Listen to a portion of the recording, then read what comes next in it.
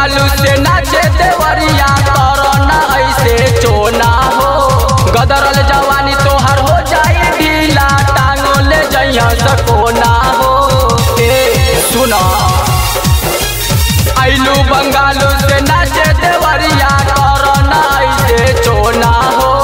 गदरल जवानी तोहर हो जाई ढीला टांगो ले जइया सकोना हो।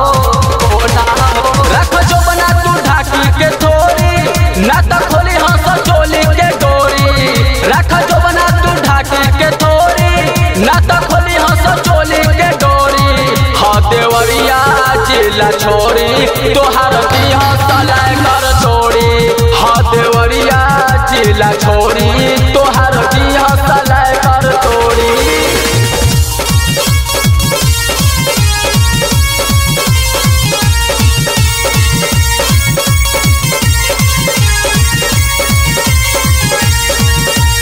ऊपर से नीचे ले लागेलू गोरी आइटम तू झकास हो। कहेला दिव्यांश मुडू बना आवन तनी पास हो। मान जाओ ऊपर से नीचे ले लागेलू गोरी आइटम तू झकास हो।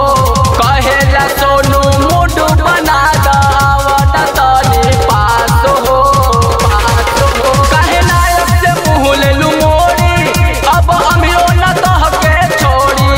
कहे नायक से मुँह ले लू मोड़ी अब अमियो न तह के छोड़ी। हाँ देवरिया जिला छोड़ी तोहार